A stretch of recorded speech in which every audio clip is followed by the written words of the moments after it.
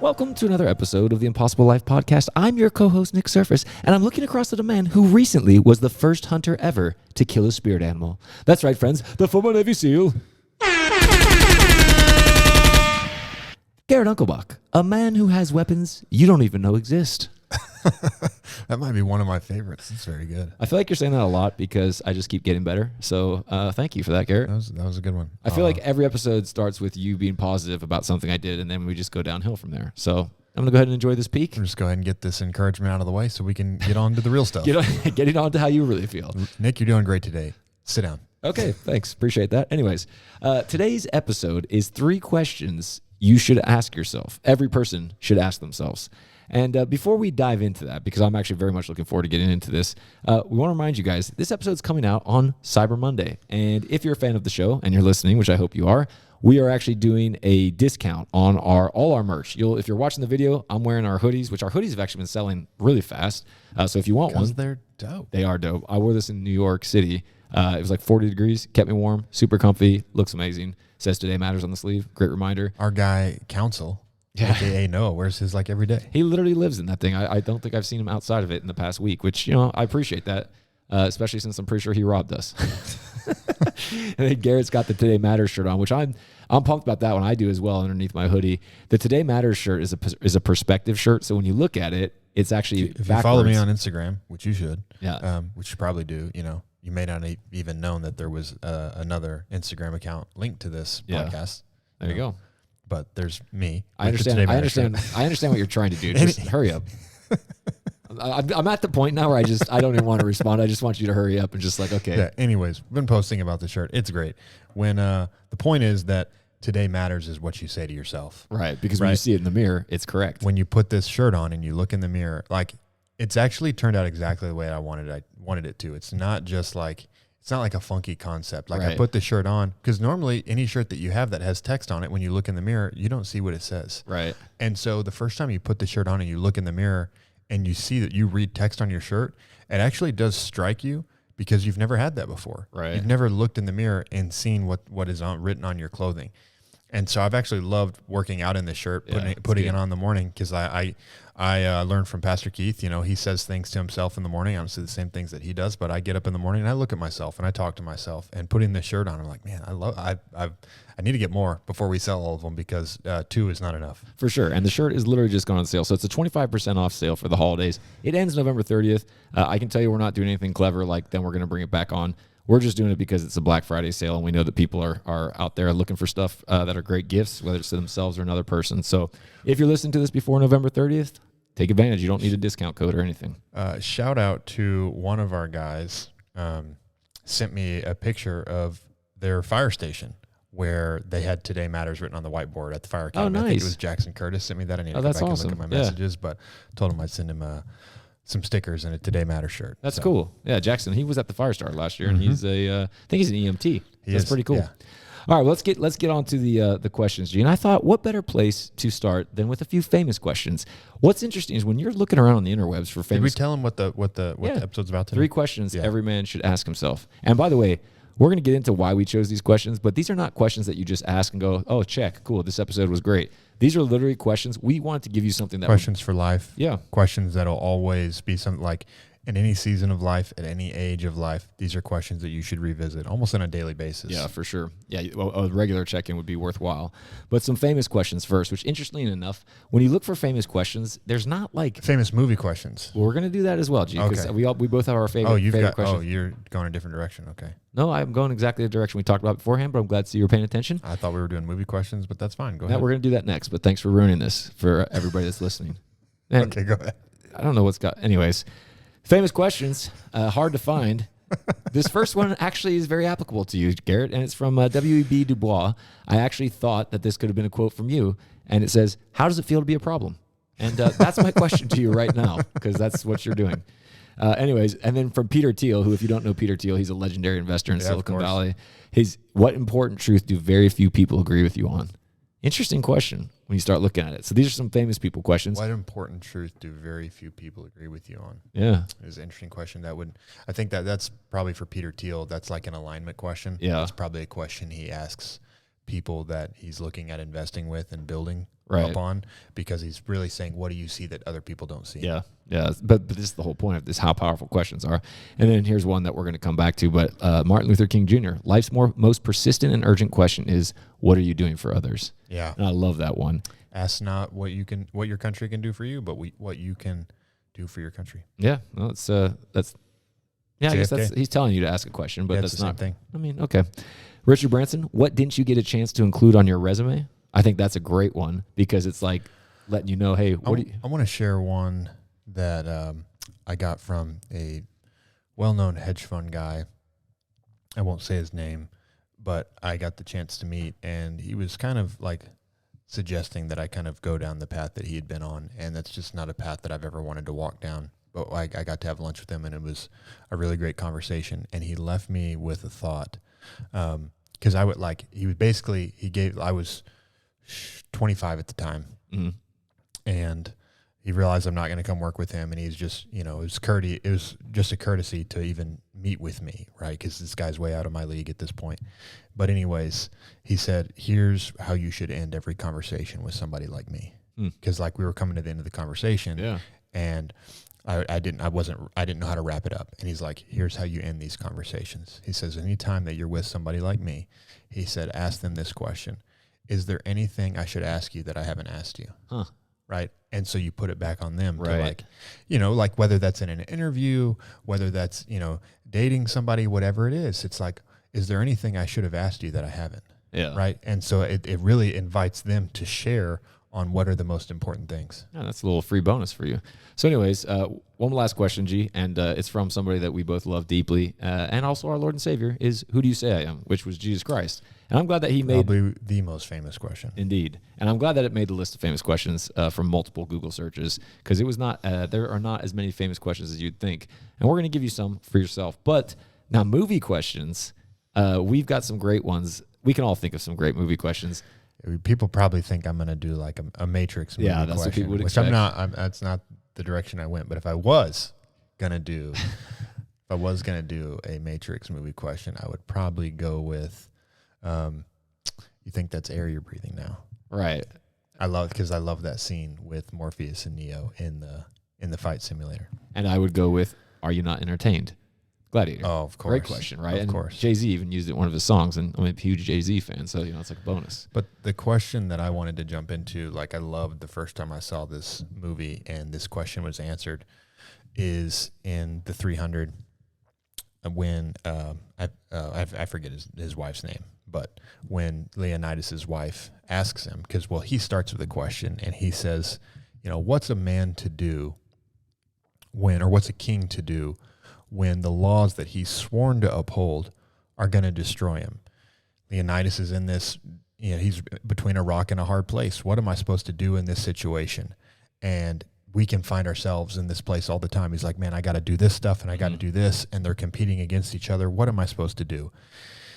And his question to his wife is, what's a king supposed to do?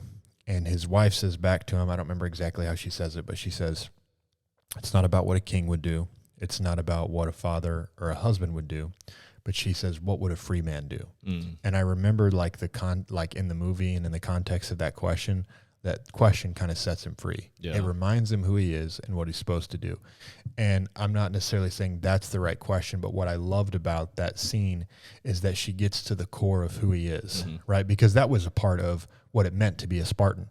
The core identity, it's not our core identity, it's not what I'm talking about, but the core identity of what it meant to be a Spartan was they believed in mastery of body and mind so that they could live a free life. If I can master my body and master my mind, nobody can master me. This is the core of Spartan philosophy, which built into Stoicism. Like Stoicism comes after the Spartans and was built on mastery of body and mind. And they said, if I can master myself, nobody will master me. Because if you go back deep in Spartan history, that did happen to them. The Spartans were almost wiped out from a very lavish culture, and they rapidly changed and wildly changed into what we know the Spartans to be. But anyways, I say that to say, I love that question, what would a free man do? Because it's a question that really reminds him of who you really are. Like, Yeah. what is your identity? Our identity is to be free. And so what would a free man do? And when you know who you are, you know what you're supposed to do. And that's why that's probably one of my favorite movie questions. Yeah. And by the way, I looked it up while you were telling the story. I'm guessing that like trophy wives for kings had different criteria for their names because her name was Gorgo, which is, Ouch. not exactly like, Tiffany or Lindsay or Rand. Yeah, well, if that unique. sounds like a very Spartan wife name. I don't think they like married women for being beautiful back then. I think they married them like I've seen her kill lots of people. Yeah, she put a spear through 3 dudes, like she's hot. So Garrett asked me a similar question, like, yeah, you can share a movie line that you love. And mine's complete opposite to him. I know some of you guys enjoy. Don't share like a Monty Python. No, it's not Monty Python. It's, you know what the first question that came to mind was for me, G? What's that? What's your problem, Kazansky? Of course, the famous line from Top Gun, whenever Iceman is giving Maverick a lot of crap in the locker room. And it's simply because I would say that to people sometimes whenever they would just be being difficult with me and it would break the ice in the situation. Such a great lesson in that question. Yeah, maybe. I think the fact that you went to some super deep 300, like it really got to the core of him, and I'm like, "What's your problem, Kazansky?" Like, maybe that's why people like our podcast. We balance each other out. I don't know, but let's get on to our questions, G. And like we said, these are good for all time. They're good to ask yourself if you do regular check-ins, and I really hope you do. I would add these to your list. There's 5 questions I answer for myself every single day as part of my journaling process because what do questions do, G? They bring focus, right? And we did a whole podcast on questions, which is worth listening to for sure. You can find that at theimpossible.life/podcast, and you can search questions. I think I said this once before you and I got together, and I had once contemplated doing a podcast, but I didn't want to do a podcast by myself. Hadn't decided that I wanted to do a podcast with somebody else. Was this the one that got removed from the internet because people spontaneously combusted from the intensity of you left to your own devices? That's probably true. Yeah. And then I went back in time and just stopped it before it ever happened. Yeah, of course. But I wanted to do a podcast called Better Questions. Right. And that's what I would talk to people, like the guests that I would interview. I was like, let's get to the real question. Right. And the premise would be better questions. So that's kind of what today's episode is. I feel like there's going to be a spin-off now, and it's going to be you just making people feel really dumb. Like, hey, let's ask a better question. Like someone tells you their life story. Look, I understand your problem. You're asking the wrong question. Oh, man. Yeah. You know what, though? It'll be internet fodder. It'll be great. Anyways, question number 1, okay? And but the point of these 3 questions is I want these questions to help people in the same way, like that scene in 300 where she asks him the right question, and he's like, now I know what to do. Yeah. And it's not that you would think what you need is the answer, but first you have to ask the right question. Mm-hmm. If you've ever worked with a really good coach or like a counselor, therapist, whatever you want to call the person whatever role the person was playing, you'll find that people who have exceptional wisdom and that really help a lot are excellent at this, at being able to ask the question that really gets to the root of it. I remember whenever I was working with a cognitive behavioral therapist, he was so good at like taking what I told him, diving 7 layers deep and like being like, what about this? And it was just like, oh, like I was looking at the balloon and he was bringing me back to the rock that the balloon was tied to. And it, for lack of a better analogy, and it is a really powerful skill to be able to ask the right questions. So to that note, let's ask some great questions, G. This getting to the right question is kind of like, so I had this, when I was in SEAL training, or when I was in the SEAL teams, we went to this shooting school called Shaw's, where like some of the best. That's where Keanu Reeves went, right? For John Wick. He went to I forget the name of it. It's in California. It's run by a girl, but she's like a super pro marksman. But anyways, Shaw's where some of the best marksmen in the world go shoot and practice and train. Cool. And the guy that's training us there, it's like people think that SEALs are the best shooters. We're not. There's people that shoot way better than us because that's what they're professional shooters. Mm-hmm. We have to be like semi-pro at 50 things. Right. But you go learn from the people that are the best.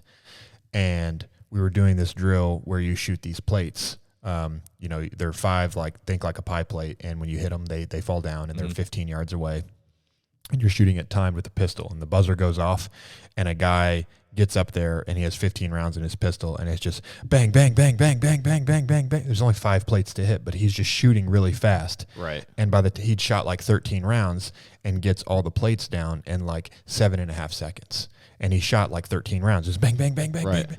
And then the instructor resets it with the rope, steps up there right next to him and just goes bang, bang, bang, bang, bang, bang. And it's like 3.9 seconds. Huh. Knocks all the plates down. And he turned around and said, you can't miss fast enough. Right. And that'll stick with me for the rest of my life. You can't miss fast enough. And I say that to say, right, it's a great shooting lesson, but this is wisdom that applies everywhere. It's like asking the wrong question. You cannot spend enough effort asking the wrong question and get to the answer that you seek. You have to ask the right questions. And so these are 3 questions that every person should ask, every man should ask, that'll help actually get you to the answer. You can't miss fast enough, and you can't spend enough effort on the wrong questions. Do you have any other stories or teasers you want to insert here before we finally get to the question? I feel like we've dragged this out. The anticipation is heavy. It's killing me. Okay. So we're in a festive mood. We're recording this before Thanksgiving, and I'm looking forward to Thanksgiving, so I'm feeling good. Looking forward to football before Thanksgiving. Yes, I am too. Speedball. Anyways. May the best man win. I'll win. Number 1, who am I becoming? That is the question for every person to ask. And we, as always, when we go through these, we didn't just kind of go like, oh, hey, I have a good idea. This was like question 17 because we worked through lots of versions. And the reason we decided on who am I becoming is because this is something that's so core to you in the sense of identity and how much identity dictates not only just what you see, but what you do. But we didn't want to just say, who am I? Because that's right. A point in time. Who am I becoming is where am I at and where am I going as far as the person you're becoming. And those are massive questions. It's really where we wanted to focus on not just who am I, but who am I becoming? Because identity is so important. And that's just who am I? But every day you're becoming somebody, right? And so the choices that you make, like, I was been in the Instagram wars lately, and sometimes I don't battle with it. I just try to manage the amount of time that I do it. Because it's not even like I enjoy it, because I'm not trying to shut people down, but I'm honestly trying to help people. And, call that foolish if you think it's foolish, and I wouldn't necessarily disagree with you. But when I'm having conversation with people in Instagram, either in DMs or in the comment section of a post, trying to help shift their thinking.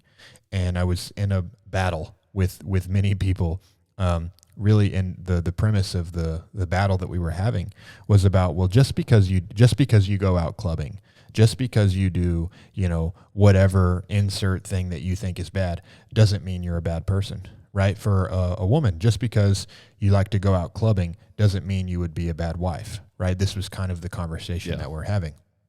And without attacking clubbing, what I was saying was, because I don't think if that's what you're into, right, you probably aren't good wife material in Garrett's opinion, and you can be upset about that, and that's okay. But I can tell you why. But more importantly, the conversation that we were having is because we had really already addressed that why we thought that. But the problem was these people were saying that, well, just because you do that doesn't make you bad, and that's a true statement. However, the choices that you make influence your character, right? The choices you make today make you a different person tomorrow. Yeah. And being a different person tomorrow, you make different choices. Now you can begin to make better choices and go back in a different direction. And you and I, Nick, in both of our lives have made better choices in seasons that led us into a better place. Yeah, big time. And made poor choices in other seasons that led us into a poor place. Right. And so the choices that you make they change your character. Your character impacts your choices, and your choices impact your character. And so this is one of the important parts of this question is the who am I becoming? Because you can be a great person, but are you becoming a great person today? Are you going forwards or are you going backwards, right? So there's 2 parts to this question. It's who am I becoming, and which is really, it should be, what am I doing today? Like the deeper part of this, if you're focused on becoming the right person, what am I doing today to become my ideal self? Yes. Some of you who listen to this have been through our product called Ideal Self. We'll probably do some more runs of that next year. But that's the first part. What am I doing today to become my ideal self? The second part really is the identity base of the question, and something I learned getting to work with a bunch of tadpoles. As I was preparing for SEAL training, this is back in 2009 and 2010, I didn't have a SEAL mentor. I didn't know what I was doing. There was no workouts online. There was literally, Lone Survivor, the book, and Bud's Class 234, the Discovery Channel documentary. And that was all there was, right? There was no workout. Now it's literally one of my friends, Josiah, he runs a great program. Every time tadpoles reach out to me hey, how do I get fit? I send them to my friend Josiah, a SEAL that I worked with, runs an incredible training program. He's a great Christian dude. It's go train with him. He'll get you ready. I was looking at his results the other day, took guys from poor results to, 100 sit-ups, 100 push-ups, 20 pull-ups, 8-minute swim, 8-minute run, like these guys are killer. They're going to do great. You know, you can go, like a guy like that can help you, but I didn't have anybody like that. And so when I was finishing my time in the SEAL teams, I went back and worked with a bunch of tadpoles, because I was thinking, like, you know what, I never got that, but I'm going to help these people who don't have it. Yeah. Right. And I wanted to help. And what was great was I learned so much more about myself, and I learned so much more about people than, like, I felt like I got more value than they did, and they felt like they got a lot of value from me. And one of the questions that I learned in dealing with these people, and it was also it was built upon my time really reflecting in SEAL training, but also spending time with these tadpoles. And I learned there's a question that every man does ask himself. Yeah. This isn't the question that I'm saying that every man has to ask. There is a question, though, that every man asks. And that question is, am I who I think I am? We all believe something about ourselves. We all think something about ourselves. You think you're a good person. You think you're a tough person. You think you're a smart person. Whatever it is, you all think something of yourself. And you wonder, am I really that? And this is where people struggle with identity issues. Then it's I don't know who I am, and I don't know what I believe about myself. And you begin to question those things. We all have this identity, and we need to know what it is. If you don't know who you are, or your identity is wrongly based, you've put your identity in the wrong things, you're going to struggle. But when you know who you are, and when you know that you were created by God as a child of God, and you build your identity upon that, you become very strong. When you really know who you are, you know what you're on this earth to do, right? And that's we're not going to get into my story. Go listen to the episode on my story where I talked about that. And I felt like some of my strength in making it through SEAL training was I know who I am, and I know what I'm here to do. And when you have that, you become so much stronger, so much more powerful. And so this question, the question of who am I becoming, it's both a question of identity and it's a question of choice. Yeah, and I think there's so many good things in there, G. You touched on it with people asking that question. And the amazing thing is no matter what, like how you see yourself is determining what's coming out of your life. Really, like as it says in the Bible, as a man thinks in his heart, so is he. And that's right. Pastor Keith has a great quote where he says, a man will never rise above the way he sees himself. I love that. And it's so true, because the question you asked, Garrett, want to make sure we got a little gong. Late on the gong there. All right, dude. Maybe you should have the gong. Anyways. I'd be more than happy to work the soundboard. I don't want you working the soundboard, dude. We wouldn't actually ever talk. It would just be a bunch of sound effects. But I need a mute button for when you talk. Okay.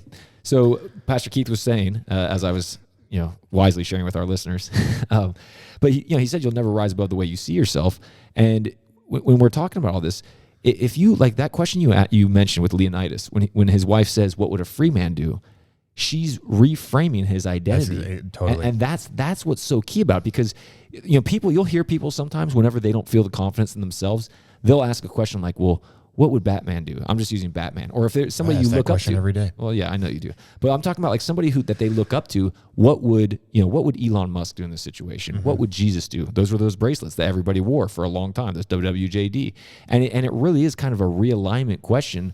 And so at some point in your life, you get to take hold of this narrative of who you are. Because we did a whole podcast on identity. You can go ahead and check that one out as well. This is just the reference old podcast episode. But it's worth listening to. It's a lot of links. It's a lot of links. It's almost like what we talk about is what we're always going to talk about, right? Yeah, absolutely. As a Pastor Keith quote as well. now I'm cruising at the gongs. But, and it's massive. But so here's the thing. People will struggle with this is because your beliefs about yourself, we've talked about this, beliefs are based on reference experiences. If I said, how do you know gravity is true? You would just say, well, watch this, or I've seen this. If I asked you anything, how can planes fly? Well, I've seen them. I've been on one. You have reference experiences. Where people fall down on this is they know who they want to be. They don't have a lot of evidence. And so at some point it's like, well, I don't know if this is true. And what you've talked about in resiliency is when you could have mountains of evidence against you, but you know who you are. But then the flip side of that is like you could also be delusional. So this is this is a question that many people struggle with. Yeah. Right. And this is one of the layers underneath who am I becoming? Because you can think like, man, I want to become, it's like, think about people, you hear their stories, guys like Jim Carrey. Yeah. It's like, oh man, I'm going to become the most famous, comedic actor. And he's a guy living in his van. Yeah. And when people are like, you're an idiot, right? Like you are a crazy person. And people don't want to be that. People want to be what Jim Carrey was trying to be. Like people want to be great, but they don't want to be delusional. Right. But to become who Jim Carrey became, for any person to become great, it requires a measure of resilience, where you'll face a time and you'll face a season in your life where nothing's working for you, where no one is helping you, where it really feels like you're going in the wrong direction. And this is the test. We talked about this on the last podcast, right? This is the test that God allows in our life. It's the test of faithfulness. Will you be faithful to what I said? Right. Will you be faithful to who I said you are? Right? This is the Abraham's test, and Abraham caught his own pain. Abraham was obedient, but Abraham also struggled in the test of faithfulness, where he's like, you know what? I'm going to make it happen. Right. It's not working with my wife. I'm going to have a kid with my wife's servant. Yeah. God said, I'm going to be the father of many nations. Like, let's just get this going. Yeah. Right. And so he struggled in that test, right? But our test is always a test of faithfulness. And so we want to know, like, am I resilient or am I delusional? Right? Because sometimes resilience can seem very close to delusional.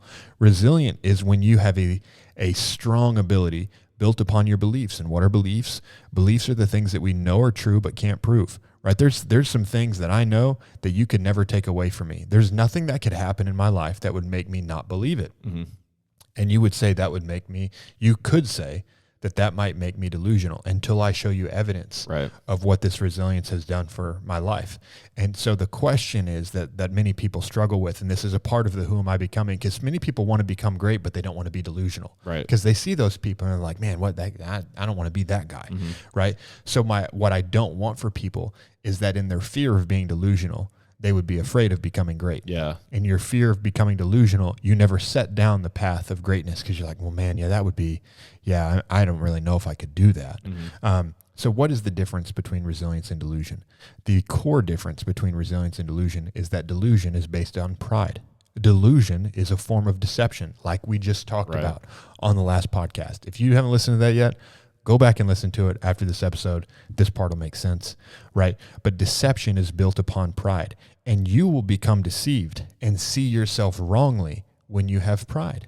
When you don't have pride, that's when you can be humble and resilient at the same time, right? But you can't be humble and delusional at the same time. Humility, like God says, the Bible says that God resists the proud, but gives grace to the humble. And that's what I want. Like, I want to be resilient, and I want to work as hard as I can. But I know, I have the humility to know I'm going to screw some stuff up. I have the humility to know I might make mistakes. And I pray for God's grace in those mistakes, and that he would see my heart is for him. Right. And that's what can allow you. I feel like there was so much grace in me making it through SEAL training. Yeah. Right. There's a lot of great things that I have. There's some ways that I was really good at stuff. I can also look back at my experience like, man, I got pretty lucky there, and it wasn't luck. It was God's grace on my life, right? And so God gives grace to the humble, but resists the proud. The difference between resilience and delusion is that delusion is based on pride. That's good, G. That's good. So who you're becoming, make sure that it's based on humility, not based on pride. That who you're becoming is you want to become something for God, and you want to become something to serve other people, not that you want to be something for yourself. Yeah, that's so good, man. All right, that was question number 1. So hope you got all that. All right. Yeah. Question number 2 is a question that we've mentioned before, and it's going to sound familiar to you, but it's one of those ones just because you've heard it once. These are the questions that you should always be asking. Yeah. Because the context changes, right? Exactly. Who am I becoming? That's a question for today, and it's a question for tomorrow. Right. And question number 2. What is in my hand? This is a question for today, and this is a question for tomorrow. Because what's in your hand is going to change all the time. Exactly. We were talking about this in the warm-up, and we were talking about the difference between being the age that we are now as opposed to like when you're 20. I realized recently that I've known my wife for 20 years, which was kind of amazing because I didn't realize that. And Lindsay and I just celebrated 100 months. Right. So Garrett and I were both talking about the difference in even just in our own relationships. When I said to Rian last night, we were talking, I'm like, man, think about where we were when we met each other as 21-year-olds in Bible college. And we're just kind of like, what we cared about, the resources we had, the experience, the connections. I mean, what's in our hand now is massively different. And it gets me excited. We've changed. Yeah, we've changed since we started this podcast. My dad. Really, man? Are you going to? Well, I'm actually going to go a different direction with this. Good, yeah. My dad doesn't say it to me the way that he says it to you. I love my dad. Everyone loves my dad. Yeah, if you don't love my dad, you're missing out. Truthfully. But my dad always gives Nick such a hard time. He's like, "Oh man, you've changed so much." But the point I was getting at is, my dad doesn't do that to me, but I do hear that from my wife sometimes. Right. She doesn't say it the way that my dad does, but sometimes she just reminds me, she's like, I remember when I met you, in 2015 and who you are today. And it's really wild. Huh. And that's what you want to hear, right? I'm guessing that's a positive statement. It is a positive, yeah, for sure. Because you actually, it's funny, not to take a complete left turn, but like you talking about how we've changed on the podcast. If you listen to early podcasts of us, first of all, we know the quality was different, and this is all part of our growing process. But thanks for staying with us. For sure. And props to those of you who are the type of people who are like, I respect the type of people that you're this person. You're like, you know what? I listened to half this episode. It's great, but I'm going to stop there. I'm going to go to episode 1. My friend said this podcast is good. It better be. I'm going to episode 1. Because at this point, that's a commitment. We're like 112, 113 episodes in. It is a commitment. I've messaged some people who've told me, they're like, man, I'm trying to catch up. I'm in like in the 60s. I'm in the 70s. I've had that as well. But, if you go back to episode 1, you'll see the growth. And you will. But the funny part that I was going to say, because I don't often get to put this to you, you were so intense. Like when we first started out, like you've definitely, it's nice to see that you've shown that you are a real human person, and you laugh at jokes and feel emotions. Ha, ha, ha. Yeah, exactly. There you go. Because when you go back to the first one, you were like so intense. Like I would crack jokes and I feel like it was really just for me. And you sort of tolerated it. Whereas now I feel like, you're okay with having a little bit of fun, which I'm grateful for. So yeah, we've definitely God's maturing us. The worst part about the whole you've changed thing. So Garrett often says that to me to remind me that I was a weenie. And Nick sent me the video. Well, this is where I was going. Gee, you're reading my mind. Like I sent them the video. I'm like, hey, this is the video from last year's Firestarter Ice Bath event that we're going to use to promote it. Which, if you're not coming, you should really join us. Nick was sending me like the web. Yeah. You're sending me the web landing page. Like, hey, what do you think? Yeah, check this out. Like, check the page. Is it good? This is over text, and he texts me back. He's like, bro, look at you. I'm like, that's your takeaway? I'm asking for you to look at this and make sure we're giving people the information they need, that we're making it easy for people to use. And he's like, yes, that's my takeaway. Well, even worse. The people you love that are close to you, like Garrett is one, but I expect that from him. But then my wife watches the video and goes, wow, look at you. And I was just like, dang it. Like, thank you. But also like, I just. Hey, you know what? That's not a credit to us. That's a credit to God's transformative power. It is. And it's also, it just keeps me humble. So thanks for constantly, keep me humble. Anyways, so what is in your hand is the Exodus 4:2 question, right? It's what God asked Moses. And it's a powerful thing to think about because, when God asks you a question of what's in your hand, like he's drawing your attention there for a reason. Yeah. And one of the things that we always pray, one of the things that, I know I pray for everything that I do, is that God will put his super on our natural. And I think about, if you look at what's in your hand and if it's up to you, like if you're just like the example you gave of Abraham, if it's just up to you, you might go out and make an Ishmael, right? Because you're just doing what you can do. But when it's in God's hands, you can make a great nation of God's chosen people. The staff in Moses' hand was just a staff that helped him walk around. In God's hand, it became a snake that was a sign that the living God was there to rescue his people. And there's a massive difference between when God puts his super on your natural, when he asks you what's in your hand, and you're looking and you're saying, okay, this is in my hand, God, but it's not mine, it's yours. That's a different thought process. And that's the thought process of stewardship, which is really one of the underlying things of this question. There's a thread in all of these questions. And I won't say the third question yet because we're not there, but there's a thread in all of these questions. And the thread in all of these questions is choice. The thing that will make or break your life. Yeah. The story of your life is the story of the choices that you make. And all of these questions should and will help you make better choices. They'll cause you to think differently, to cause you to ask better questions. And this question of what's in my hand, I love this question. It's there's about 10 questions in the Old Testament, and maybe we'll do that on an episode one day. I've written about it. I've never spoken on it, like done a message on it. I've thought maybe it's a Bible study. I don't know. Maybe we'll do it on the podcast at some point. But there's about 10 questions in the Old Testament that God asks. Like in the beginning, there's the questions that God asks Adam and Eve in the garden. Right. But this question in Exodus 4:2, God says to Moses, what's in your hand? And if God's asking you a question, it's not for him. Right. It's for you. He's saying, hey, dummy, right? Let's think about this again. Right. Because God is told, and in this context, in Exodus 4:2 and Exodus 3, God's appeared to Moses. He's speaking to Moses, telling him a little bit different than Abraham. Right. God appears to Abraham and is like, hey, this is what I want you to do. This is where you're going to go. And it's like, cool, let's do it. Abraham just takes off. But Moses, he starts complaining. Moses starts making excuses like, hey, I don't think I'm the guy. What if they don't want to listen to me? God, I don't know if you know this. I killed a guy, right? Like, You should probably pick somebody else. Yeah. And God just asks a question. He says, Moses, what's in your hand? And what was in Moses' hand is a shepherd's staff. And God is using this as a reminder to Moses. He's saying, I don't need you to tell me what you don't have or what you do have, right? It's like you're trying to help your child learn how to throw a baseball. And you're saying, like, I can't do it. It's like, yes, you can. Just listen to me. Yeah. I know you can. I've done this. I can walk you through it. God's saying, son, I made you. Yeah. I can see the future. I can see the past. I know what I have for you. Just will you listen to me? Just listen to me. And sometimes you have to hear a question like this, like, hey, look at your hands. Like, what's in your hand? And God is saying to Moses, I don't need you to complain. I don't need you to tell me what you don't have. I need you to be faithful with what I've given you. I need you to use this shepherd staff. This shepherd staff is a tool used to protect animals. Moses, I'm going to use you to shepherd my people. And by the way, let me show you what I can do with the staff, right? You can't do this, but I can do this. He says, Moses, throw the staff on the ground. Yeah. The staff becomes a snake. Moses picked the snake up. It turns back into a staff. God's saying, look, Moses, I can do whatever I want to do with what you have. I need you to be faithful with what I've given you. So this question of what's in my hand, where we get stuck in life, where we make the wrong choices, where we don't become great, is we start thinking about the things that we don't have. Yes. I don't have enough money. I don't know the right people. I don't have enough opportunity. I'm this, I'm whatever. Entitlement, victimhood, whatever it is, you go down this road of, I just don't have it, right? And that doesn't get you anywhere, right? You have to get in motion. You have to take action and start making choices based upon what God has given you. That's so good, G.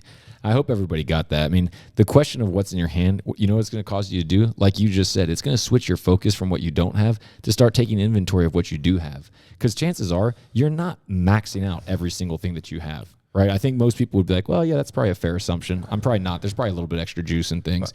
God is the master and we are stewards. And the Bible, more in the New Testament, teaches us about how this works. Those who are faithful over little become rulers over much. But also in the parable of the talents, we see the man who's not faithful over little, over just one. Think of whatever unit of measure you have for something of value, you only have one of it. And God says, take it from that guy and give it to the guy who is faithful. So if you're looking at your life and say, man, I don't have very much. If you're not faithful with whatever you think isn't very much, you'll have even less. Yeah, it's good. So question number one, just to review, was who am I becoming? And that really gets to the identity underneath of it. Question number two is what is in my hand, which really brings a focus of stewardship. What am I doing today to be faithful? What can I do with what I have? Yeah. I feel like I'm supposed to become this, but I don't have those opportunities yet. What can I do today that leads there? Yeah. Right. Use what you have. And the third question, we kind of referenced it earlier with the Martin Luther King Jr. is who am I serving? Yeah. And this is an interesting one as well, because instantly it's going to take the focus off of yourself and ask you a question. Okay, look outward. Who are you serving? Now, there's a bunch of things that can come in here, G, because, I mean, Jesus himself said the harvest is plenty, but the workers are few. Few. There's need everywhere, right? So at the very least, this could get you, if you're more basic and stuck on yourself and have issues with being self-centered, it'll at least get you off yourself. Great. That's step one. I would like to think for people that are more mature, the listeners of this podcast, that are really pushing to be as great as God made them to be, it's going to be a lot bigger focus than that. It's not just going to be about if you listen to this podcast for any measure of time, I want to believe that you're bought into the thought process that my life is not about me. Yes, exactly. So from here, now it's not just about like, who are you serving? Like, oh, I just need to do more. It's going to go to the underlying thought process is not what could you do, but what should you do, right? Like what has God even more than that, what must I do? Right. And to me, that's about, and they're just words, but what is the meaning of those words? And what must I do is about because when the commander, before we ever left on a mission, we started this way, and you guys will hear me talk more about this and some of the other things that Nick and I are doing, but every time we received a mission, it started with the commander's intent. Go and accomplish this, right? Go and bring this person back. Go and eliminate this person. Go and observe this person, right? There was a clear commander's intent. And then there's mission planning. You spend all this time preparing, and you'll rehearse the mission. Then you'll do like a full run through, and then you'll review the mission plan, like in a classroom with the generals, do all this stuff, right? But the very last slide, the last thing you end on, the last thing you look at before you get on the helicopter again, is you remember what the commander's intent is. What are we here to do? And if you can understand, if you can get this context for your life, like what was I put here to do, then that's when like you get so distracted in life when it's like, well, I want to do this and I want to do that. But when you can get this mission focus of having the commander's intent in your life, it'll develop you to stay on track and go so much further in life than you would have ever gone if you get caught off guard, or I mean, if you get off track just doing, well, I could do this and I could do this. And we call those things mission killers, all these little things like, well, I could do that. Well, I should do that. Mm-hmm. Whenever our commander spoke to us, it wasn't like, well, you guys should really go out there and do that. No, it's you must accomplish this task, right? And so that's what this is about. Who am I serving is an answer of what must I do? And this is meant to feel the same way that she says to Leonidas, what would a free man do? When you're looking at your life and you're saying, well, what do I do? Not what am I supposed to do? It's what must I do? What was I put here for? Right. This question should set you free to say, this is who I'm called to be. This is who I can be, and not get to, have to, supposed to, should do. I must do these things. And must is like, we need this from you. Right. Like must, when they said that to the SEAL teams, you must do this. Right. There's also, I could go nerd and go down the Star Wars line, but I won't start quoting Star Wars right now. But there's an inherent need upon the people that are being, where you're saying you must do this. Like, we need this. We'll die without you. We'll starve without you. Mm-hmm. People will be hurt. Lives will be lost if you don't do this. We need you to do it. You must accomplish this task. So who am I serving for all of us is we're trying to figure out in our life, where has God where has God given us an assignment of Nick and I both feel a deep assignment to the audience of this podcast. Mm-hmm. Nick and I both feel a deep assignment to leading men into biblical masculinity. Nick and I both feel a deep assignment into leading men into greatness, into kingdom thinking. This is what we want to spend the rest of our lives doing, is helping people think this way, live this way. We know we must do these things for God putting us together, for where God has put us on the earth.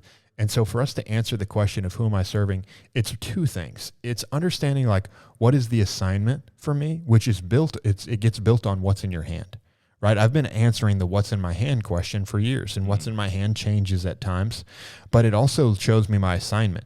God gave Moses a shepherd's staff because his assignment was to be a shepherd, right? And so the assignment is some of this is what God's given me. This is what God's given me. God also puts a dream in your heart. This is a vision. And I love this about Joseph's life, right? I talk about Joseph all the time. He's probably one of my favorite characters in the Bible because I love his story so much. And many people, but God speaks to Moses, God speaks to Abraham. God never spoke to Joseph. It's not recorded that way.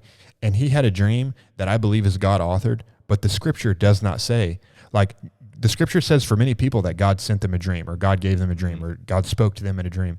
It just says Joseph had a dream. And you can think wow, that's so selfish, right? Your life's not about you. It's not. Right? But God works through people, and God put a dream in Joseph's heart. God wouldn't have put that dream in Joseph's heart. God wouldn't have anointed and assigned Joseph to save his people from death and starvation if Joseph didn't have a heart for God. Yeah. Right? And so God puts this dream in Joseph's heart, where Joseph, and his dream could seem so selfish, could seem so arrogant, that he had dreamed that his brothers would bow down to him. Go tell your 12 older brothers that your dream is that they would bow down to you and see what they do. They'll probably do the same thing if you have 12 older brothers and you're the favorite son, probably do the same thing to you that they did to Joseph. Beat the snot out of him and leave him for dead, right? They left him in a pit, in a well, to be sold into slavery, to become a slave in another person's house. And I don't want to do all of the recap of Joseph's story, but the point is that he had a dream, and that dream one day connected with God's assignment for him. And so God has a plan for our lives. There's things that people, who am I serving? There's people that I'm called to serve. I talked about how you and I have people that we're called to serve, right? And I serve as many people as I can. Sometimes when I'm messaging these people back on Instagram, they're not the people that I'm called to serve, but I'm just trying to throw some nuggets out there. Mm-hmm. I'm just trying to share some wisdom with some people, and maybe it's not even for that person, it's somebody else who's going to read it on Instagram. But I don't spend a lot of time there. I spend my time here. I spend my time developing myself for this place where God has brought me. And the Mighty Men is such a huge part of that, where God has brought me to this place, to these are the people that I'm called to serve. And if you'll remember, who am I serving, right? This isn't just like a macro question for your life. It's also a micro question. Okay.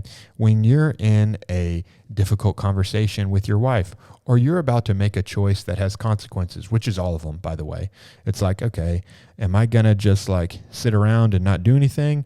Or am I going to go take care of some stuff? Am I going to help around the house? Am I going to do the work that I'm supposed to do? Or am I going to slack off, whatever it is? When you think about making those choices, ask the question in each path, who am I serving? If I go down this path of sitting around, who am I serving? If I go down this path of helping others, of doing the work, who am I serving?